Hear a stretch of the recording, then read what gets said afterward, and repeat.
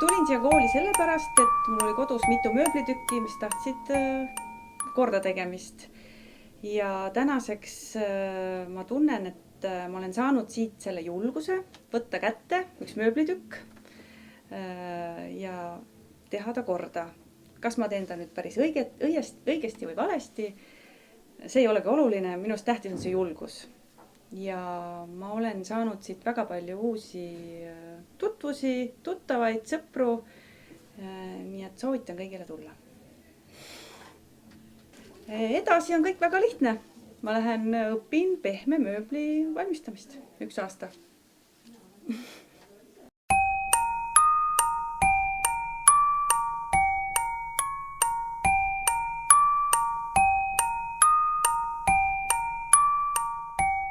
Nii paljud ütlevad seda, et me näeme asju palju teistmoodi, kui me seda nägime enne.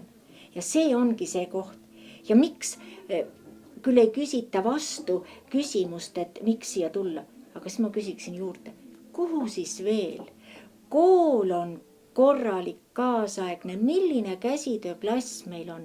Ma ei ole küll õppinud restaureerimist, aga see puidumaja.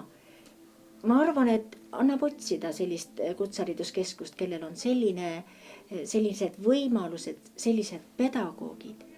Tõesti, ei olegi vist üldse kahtlust. Kuhu siis veel, kui mitte siia? Edasi on väga lihtne. Lähen praami peal ja lähen Hiiumaale tagasi.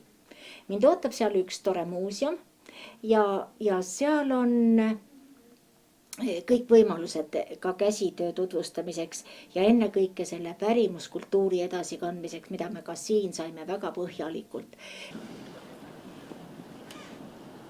Ja kui meist nüüd suuremaid ärihaisid ka ei peaks saama, siis vähemalt firma nimed on meil juba olemas.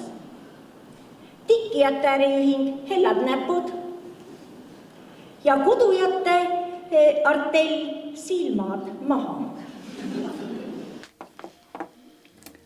No see kool on pärast siis ütleme kahte eelnevaid õpinguid on see minu jaoks nüüd juba 3. õping.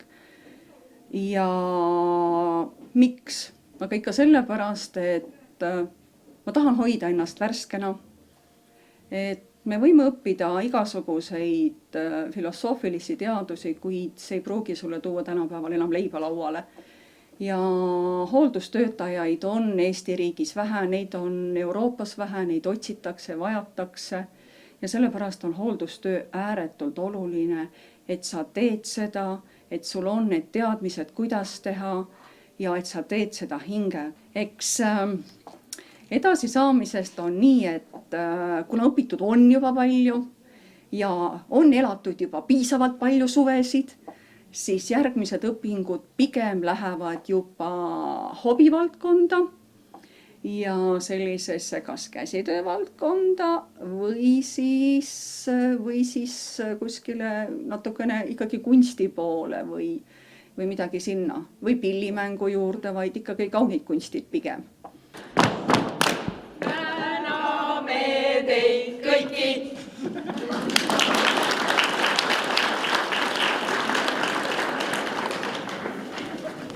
Hirm oli algul väga suur, Ja.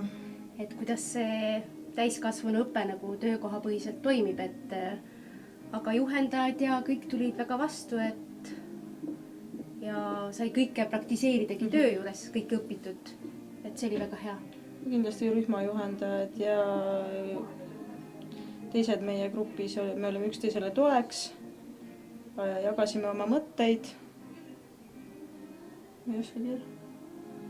No täiskasvanute puhul ikka, et kuigi me oleme kõik eri kohtadest ja eri vanustes, et oligi hästi lahe ka see, et grupp nagu toimis, et kõik hoidsid kokku ja et oligi hea, et sai vahetada, et need töökohad ju ikkagi on, tööala on ju kõigil üks, aga need ikkagi olid erinevad, et sai nagu selles suhtes nagu ka nagu suheldud ja arutatud, et oma teadmisi jagada teistega. Just. Ja sealt siis nagu kokku panna neid.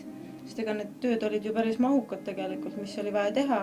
Et igapäevaselt, kui ma tööd teen, ma ei pane kirja kõike, mis ma teen.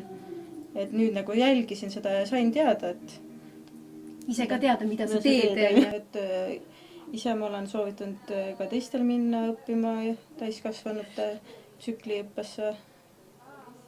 Et mina olen õnnelik, et ma sain siin õppida ja kindlasti ma juba mõtlen peas, et sügisel uuesti õppima minna.